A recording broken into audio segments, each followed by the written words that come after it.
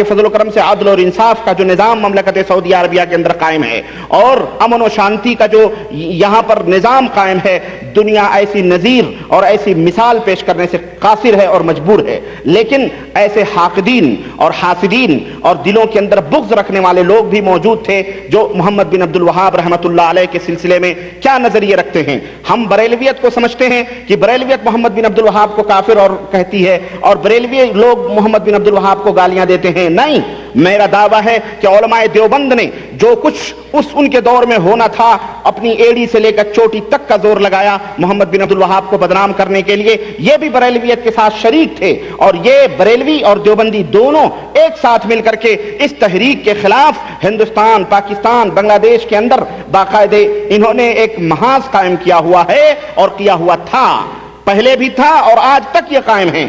اور باقاعدہ الشہاب الثاقب محمد حسین صاحب کی لکھی گئی، جس میں محمد بن عبد الوہاب کو فاسق و فاجر اور بلید اور احمق اور جاہل تک کہا گیا، اور آج تک وہ کتاب دیوبند سے چھپ رہی ہے۔ چنانچہ یہ بھی دیکھیں کہ لکھتے ہیں خلیل احمد سہارنپوری، اور یہ علماء دیوبند، یہ مفسر قرآن دیوبند کا لکھتا ہے کہ محمد بن عبد الوہاب نجدی کا جامع تعارف یہ ہے کہ وہ اپنے انتہا پسند نظریات کے ساتھ کسی دوسرے کو مسلمان نہ جان کر مسلمانوں کے جان و مال کو لینا حلال سمجھتے تھے۔ استغفر اللہ۔ گویا اور ظاہر ہے کہ جو شخص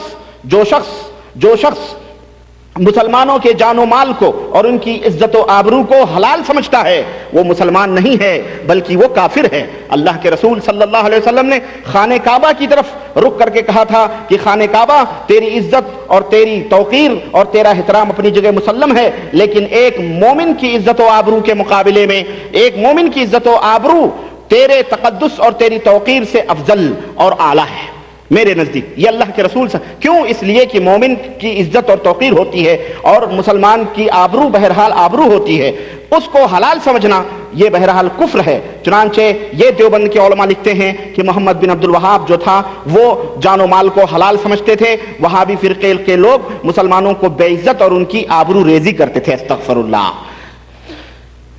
یہ ہیں امت کے تقدیر کے فیصلے کرنے والے علماء، اور ہمارے ہندوستان کے اندر مبلغ توحید و سنت۔ میاں یہ منہ اور مسور کی دال، اگر تم اپنے ان طریقے دعوت پر اور اپنے اس مسلک دیوبندیت پر اتنا ہی ناز کرتے ہو تو ذرا محمد بن عبد الوہاب رحمۃ اللہ علیہ کی ایک مثال اپنے تم علماء دیوبند میں پیش کر دو۔ ان کی جوتیوں کے ذروں کے برابر بھی تمہارا کوئی مولوی نہیں پہنچ سکتا ہے۔ تم نے آج ہندوستان میں کیا کیا؟ تم نے ہندوستان میں کیا خدمات انجام دیں اور فخر کرتے ہو کہ ہم نے ہندوستان اور پاکستان کے اندر خدمات انجام دی ہیں؟ تم نے مسلمانوں کے سروں کو جھکایا ہے، تم مسلمانوں کے سامنے کچھ بیان دیتے ہو اور اپنی کتابوں میں کچھ باتیں لکھتے ہو۔ تمہاری کتابیں تضاد سے بھری پڑی ہیں، کبھی تم جو علم غیب کے مسئلے کو شرک ثابت کرتے ہو اور کبھی اسی علم غیب کو تم اپنے مولویوں کے لیے اور اپنے بنائے ہوئے خود ساختہ پیروں اور سجادہ نشینوں کے لیے حلوے اور ماٹھے سمجھ کے ہضم کرتے ہو۔ کبھی تم بریلویوں کے اوپر وہی اعمال، ان کے اعمال کے اوپر تم انہیں کفر اور شرک کے فتوے دیتے ہو، اور کبھی وہی اعمال اور وہی عقیدے تم اپنے علماء اور اپنے بزرگوں کے بارے میں رکھتے ہو تو اپنے آپ کو سب سے بڑا موحد سمجھتے ہو۔ محمد بن عبد الوہاب رحمۃ اللہ علیہ کی جو خدمات ہیں دنیا ماتھے کی نگاہوں سے دیکھ رہی ہے کہ آج مملکت سعودی عربیہ کے اندر الحمدللہ توحید و سنت کا نظام قائم ہے، توحید و سنت کا غلغلہ ہے، اور یہاں کے علماء اور یہاں کے مشائخ بحمد اللہ تبارک و تعالی کوئی بھی مسئلہ کتاب و سنت سے ہٹ کر کے نہیں دیتے ہیں۔ اور بدنام یہ کیا جاتا ہے، ہمارے یہاں سے جو حاجی آتے ہیں وہ بھی تو مقلد حنبلی فقہ کے ماننے والے ہیں۔ آؤ میں تمہیں بتاؤں، ہندوستان کے مسندوں پہ بیٹھ کر کے تمہیں آواز لگانا بہت آتا ہے، میں تمہیں بتاؤں تمہیں کیا معلوم کہ یہاں کے علماء اور مشائخ کس کی روشنی میں فتوے دیتے ہیں۔ یہاں کے علماء مشائخ اللہ اور اس کے رسول صلی اللہ علیہ وسلم کی کتابوں کی روشنی میں فتوے بیان کرتے ہیں۔ علامہ ابن باز حفظہ اللہ، علامہ محمد بن صالح العثیمین حفظہ اللہ اس کی جیتی جاگتی مثالیں ہیں اور موجود ہیں مملکت کے اندر اللہ کے فضل و کرم سے۔ تم جیسے لوگ لکیر کے فقیر جو ہے تمہیں صرف اپنے انہی بزرگوں کی گند لکھی ہوئی باتوں کے سوا اور تمہیں آتا ہی کیا ہے؟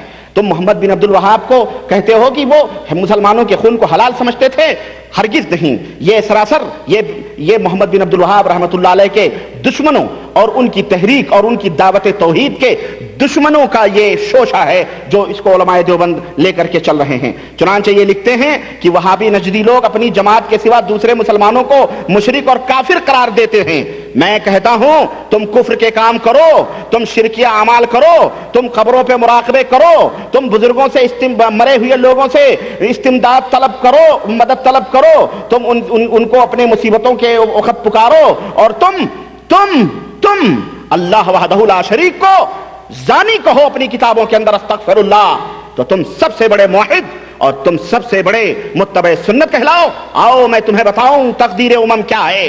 यह किताब तुम्हारे घर की लिखी भी, और मैं इंशाअल्लाह तबारक तआला आ रहा हूं, लेकिन पहले मैं इस राज से पर्दा उठाना चाहता हूं। मैं बताऊंगा इसके अंदर, यह तज़किरतुर रशीद किताब कि इसके अंदर यहूद और नसारा ने भी अब अल्लाह वहदहु ला शरीक को जानी नहीं कहा, लेकिन इस किताब के अंदर अल्लाह वहदहु ला शरीक के ऊपर भी तोहमते ज़िना लगाई गई। किसी भी देवबंदी से पूछो कहेगा अस्तगफिरुल्लाह ला हौला वला कुव्वता इल्ला बिल्लाह, हम कहां अल्लाह वहदहु ला शरीक को जानी करार देते हैं। लेकिन आओ ये तुम्हारे बुजुर्गों ने इसके अंदर क्या घोटाले किए हैं मैं तुम्हें बताऊं। तुम्हें अपने घर का पता नहीं है, तुम्हें अपने नीचे पड़े हुए टाट का इल्म नहीं है, तो तुम क्या गुफ्तगू करोगे, तुम क्या गुफ्तगू करोगे। लिखते हैं कि वहां पे काफिर करार, मुशरिक और काफिर करार देते हैं। मैं पूछना चाहता हूं कि कब्रों के ऊपर मुराकबे करना यह कहां की तौहीद है?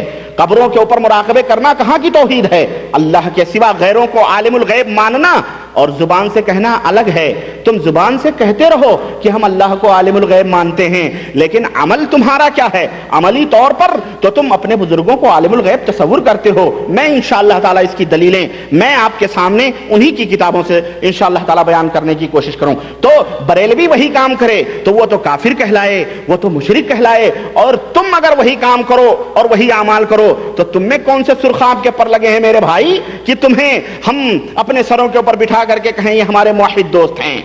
तुमसे तौहीद और सुन्नत का क्या रिश्ता। और सुने, लिखते हैं कि और इसके साथ साथ वहाबियों की इंतहा पसंदी और उनका गैर शरई फेल यह भी था कि वह सलफ़े सालिहीन और गुज़श्ता बुजुर्गों को बुरा कहते थे। अस्तगफिरुल्लाह, कब किस सलफ़े सालिहीन?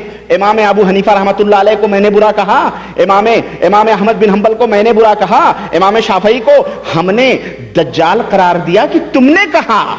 इमाम शाफई को दज्जाल किसने बनाया? तुम हनफियों ने बनाया।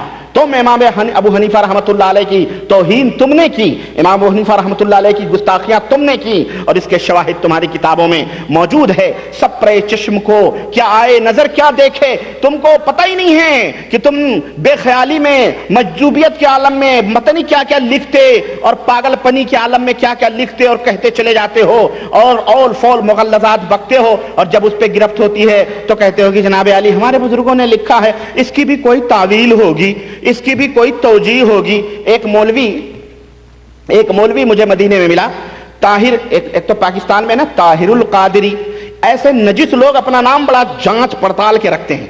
नजिस और नापाक लोग जो है ना अपना नाम बड़ा जांच पड़ताल के रखते हैं, ताकि ताहिरुल कादरी, माशाल्लाह कितना प्यारा नाम लग रहा है ना। लेकिन जितना पलीद और नजिस है वो, उसका दिल और उसका ईमान और उसका अकीदा दुनिया उससे वाकिफ है। और हमारे यहाँ भी एक धेड़ उम्र का है मौलवी, पैदा हुआ बिहार का, गया जिले का है, उससे मेरी मुलाकात मदीने में हुई थी। और बहरहाल कुछ उसमें ऐसे भी इख्वान थे अल्लाह जो जज्बात में थे, लेकिन मैं तो उसको लपेट रहा था बड़े शाइस्तगी के साथ और रही अंदाज में। मैंने उसको अल मुहन्नद अल मुफन्नद, और मैंने बतलाया है आपको शायद, उसकी एक इबारत शुरू की इबारत खलील अहमद सहारनपुरी की मैंने पेश की, और वो मुनाजिर देवबंद के नाम से मशहूर है। मुनाजिर देवबंद, अकलौता मुनाजिर है वो देवबंद का, और इधर उधर उसका नाम है ताहिर गयावी। अब वो नजिस और पलीद आदमी अपना नाम ताहिर गयावी रह करके फिर रहा। तो एक ताहिर तो वहां नजिस कर रहा है, कहां? पाकिस्तान के अंदर जो बरेलवी फिरके का है, और एक ताहिर गयावी हमारे हिंदुस्तान के अंदर नजिस और नजासत फैला रहा है, जिसको ताहिर गयावी कहते हैं। यकीनन اس قدر گالیاں وہ دیتا ہے، اللہ کی پناہ۔ ہمارے جامعہ اسلامیہ مدینہ یونیورسٹی کے ایک دوست طالب علم تھے بیچارے، وہ بڑے غصے میں بیٹھے ہوئے تھے۔ بہرحال ہمارے دوست کے گھر میں وہ مہمان کی حیثیت سے آیا تھا، میں بھی موجود تھا، اور وہ تو یہ چاہ رہے تھے کہ بس اس کو یہی دبوچیں، لیکن میں نے ان کو بہت کنٹرول کیا ہوا تھا۔ ہمارے ساتھ شیخ حافظ محمد فاروق صاحب بھی تھے، لوگ جمع ہو گئے تھے، تو لیکن میں نے ان کو کنٹرول کیا ہوا تھا کہ بھائی میرے وہ مہمان ہے ہمارے دوست کا، اس لیے اس سے زیادہ الجھنے کی ضرورت نہیں۔ بولے نہیں